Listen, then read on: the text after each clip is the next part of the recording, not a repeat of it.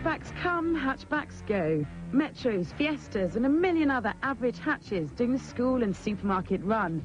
Only one supermini stood out. 3 little numbers, 205. Great looks, super handling and a GTI that everyone wanted. The 205 was an 80s icon. The 205 was a massive success, so much so that Peugeot replaced it with 2 cars. This, the 306 and the baby 106.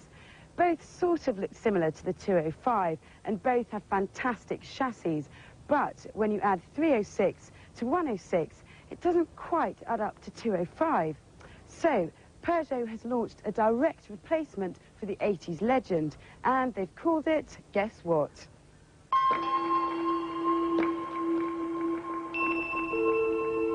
One of the 205's biggest attractions was its cute-as-a-button styling. Small and perfectly formed, it was a bundle of fun on 4 wheels.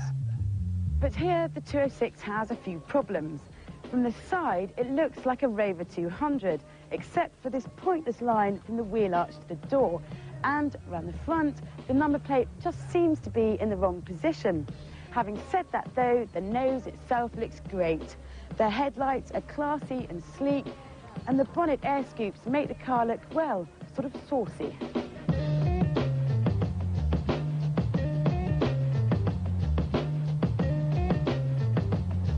And whilst Jeremy complained about the new Clio's saggy bottom, the 206 has a rear that's as pert and as taut as an obsessive jogger's. Though this centre fog light, which cuts through a bumper line, does have a hint of Cyclops to it. Previous Pugs had delicate dashboards made of cheap and nasty plastics. The 206 follows its bigger brother, the 406, in offering something more substantial, which, for no apparent reason, has the texture of an elephant's skin. In the back of the 3-door, there is just about enough room for 2 6-footers, so long as they have no knees. There are some great touches, like the optional passenger airbag that can be turned off when carrying a child seat. There's also a handy front seat storage box, and all the switches are stylish, solid, and give great clunk.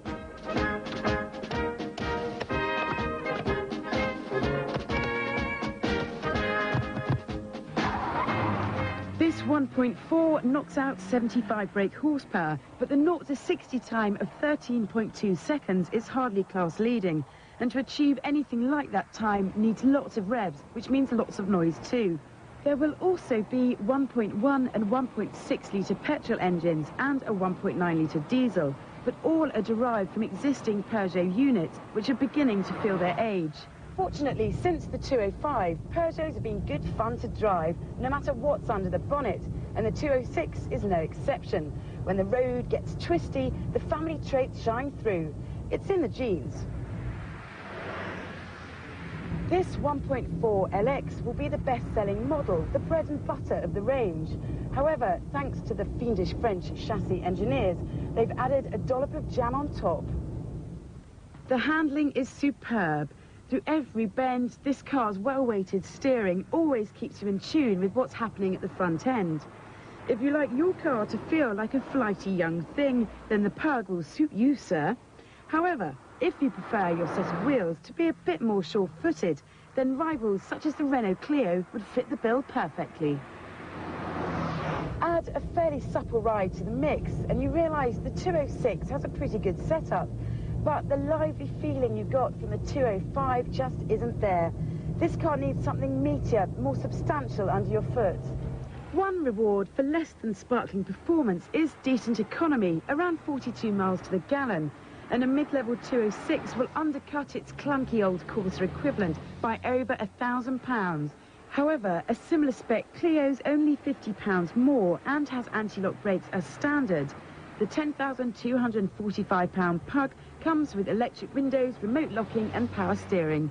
Small cars have moved on, and Peugeot is unlikely to make anything as lively or as characterful as the 205 again. But with the 206, what they have created is one of the best small cars around. And next year, there'll be a 2-litre, 138 brake horsepower version, which is likely to be called GTI. Maybe then we'll see a return of the old magic.